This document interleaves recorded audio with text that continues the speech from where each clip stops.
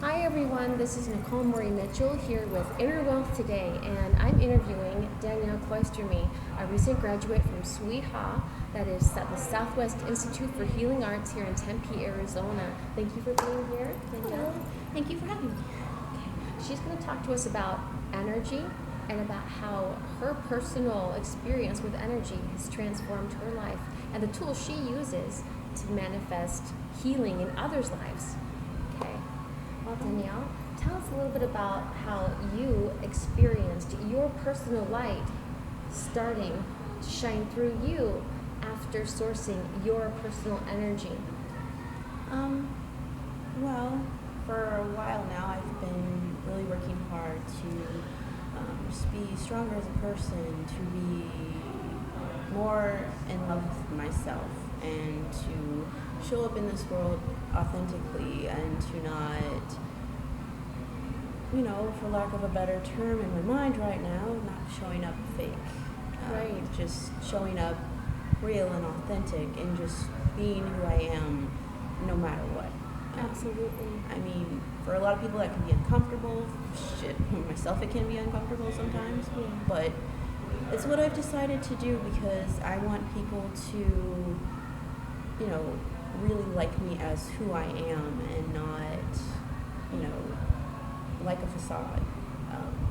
For many years now, I've been using a quote that I didn't even know was from somebody famous. It just popped in my head one day, and I just started using it. It's a quote.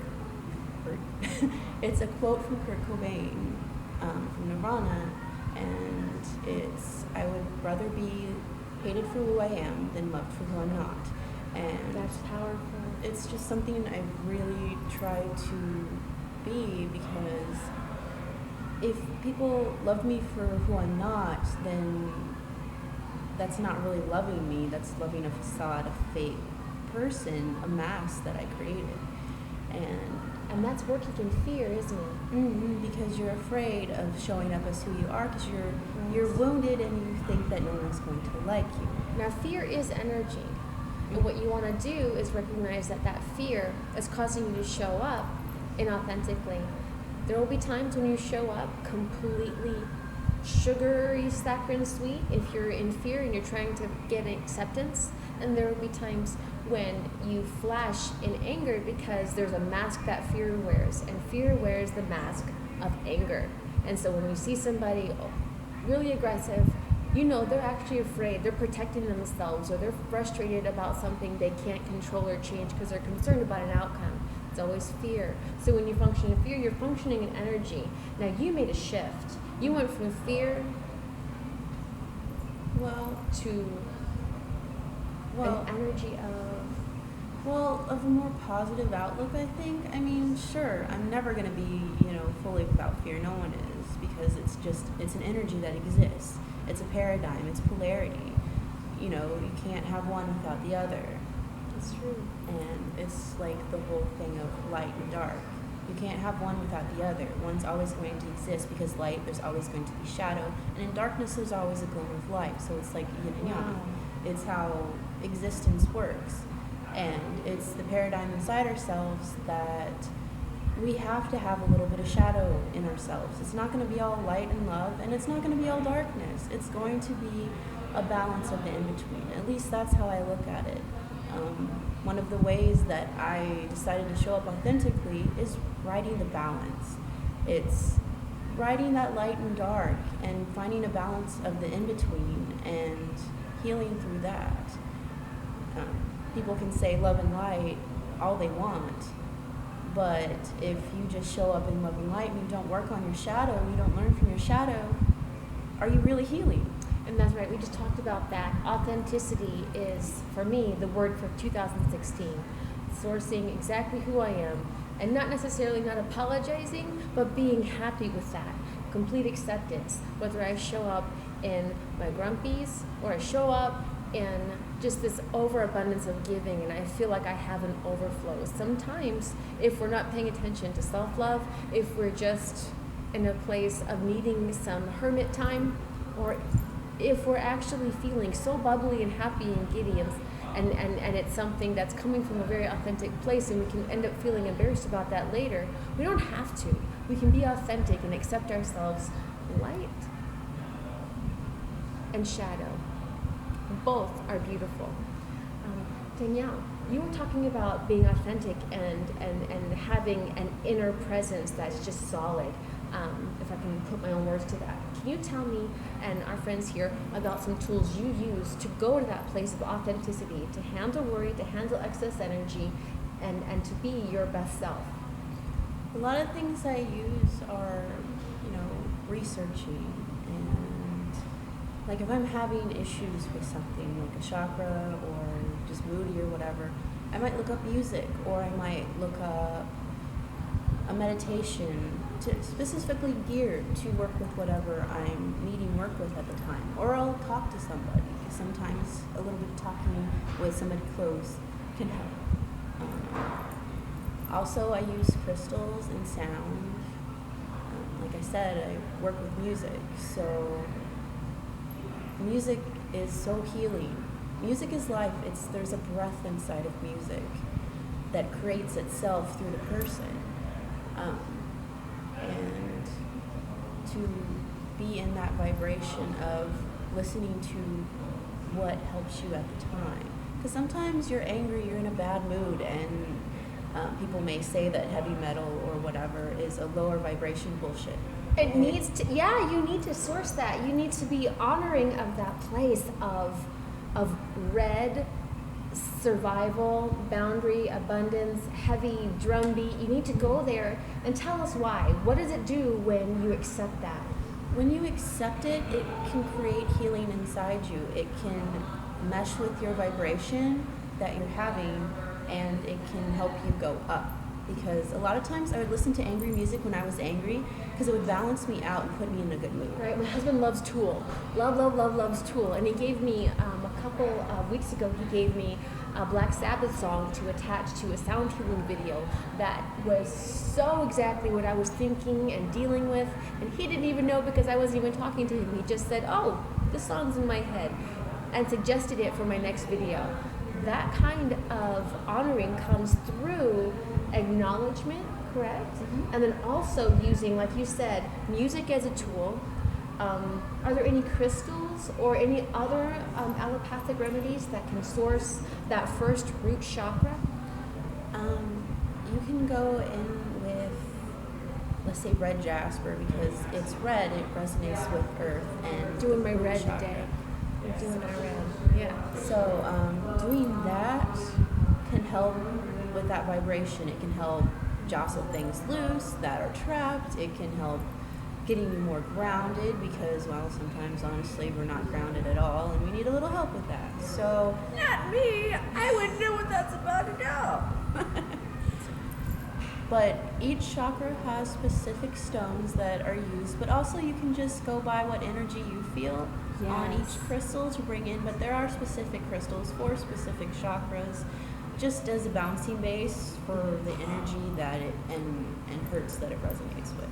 Yeah. Same with each musical notes, like when you're working with tuning forks, they can be tuned to each chakra, and you can heal that. You can do healing in those chakras based on the sound vibration that is coming through. So we'll have to have Danielle on again with chakra tuning forks that we can use, and she's going to show us how to use and do a treatment with chakra tuning forks. Today, you brought some gorgeous crystals that I want to bring up. Danielle, what did you bring for us? I brought this fluorite heart. I actually got it in one of the classes at Sweetheart that were Streams and Metaphors with Glenda Bennett. Yes. She gives away these really cool crystals at the end, or at least she did for our class, and you kind of pick them out. So whatever energy you're resonating with at the time, you pick it out. I picked out this one, and it's really pretty. It's a fluorite? It's fluorite. It's so translucent and bright. Light is just pouring through that. What's it good for? It is good for your third eye. It can also be used as crown because it's intuitive.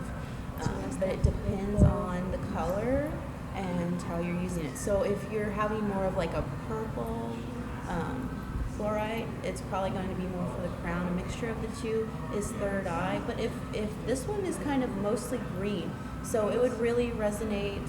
I mean, it has a little bit of purple through it, so it still works with the crown and the third eye. But it also works with the heart. It's a heart too. So You were telling us earlier about grounding and how to handle excesses of energy that you need to honor. Now, there are times when you have static energy, mental energy. Is the fluorite good for absorbing anything? It'll help you work through it more than absorbing it. If you're really in your head a lot, and I'm going to say something that I need to take my own advice on, because I give good advice to people apparently, but I'm not the best at taking my own stuff. We always end up dealing with what we use to heal. We have our own tools, and that is our life lessons. That's the best teacher, right? Mm-hmm. Okay, so tell us. Okay, so if you're really in your head a lot, you can bring it down.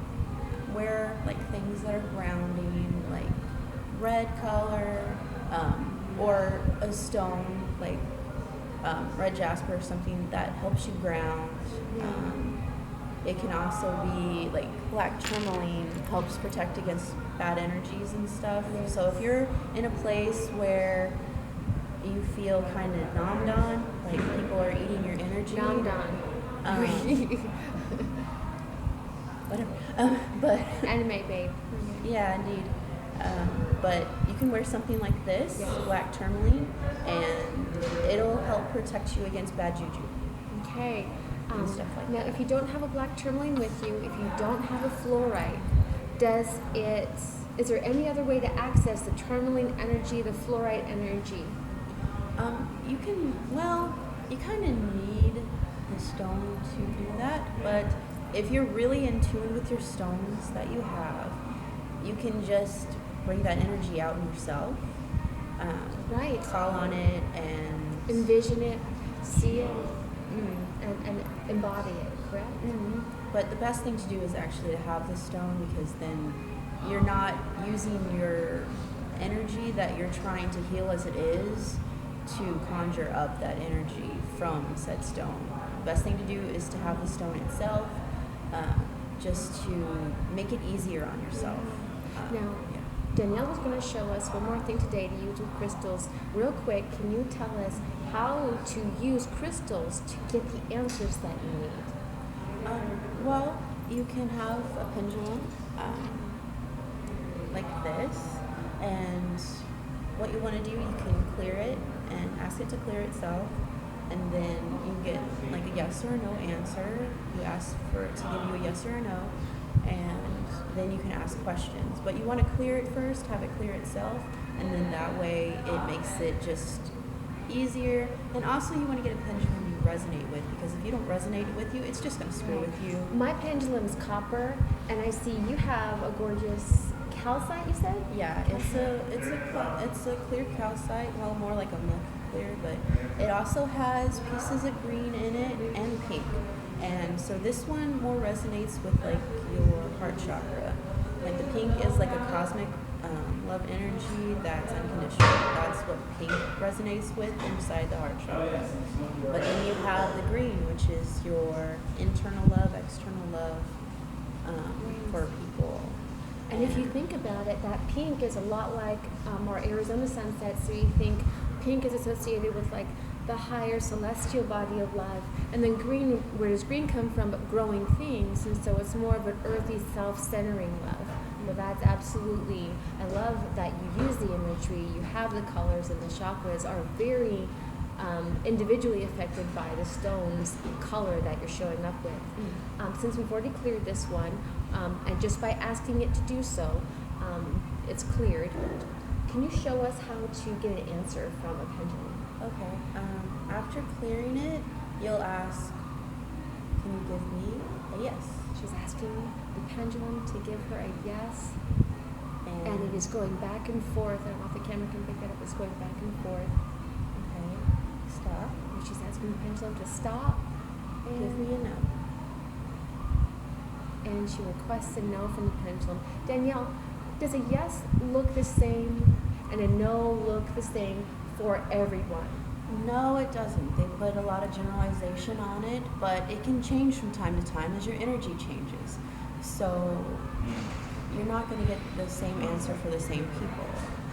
So if you have a pendulum, don't just naturally assume that it's going to give you the same yes or no answer. So if it responds differently for you than it did for Danielle, then doesn't mean that you're wrong. It means that your pendulum is showing up with your energy, because you had mentioned earlier, it is your own internal higher self that's communicating with you. And it's... Yes. I mean, like some people will say that it's divine or things But that's like you. that. You are divine, and that's what this is all about, is you having inner wells and knowing who you are, knowing that you're not separate from that which you've always longed for. You're completely connected to it right now. Danielle, I think we're about done, out of time. Thank you for coming and showing up today. You are the sweetest. We're going to go get some nom-noms now. We love you.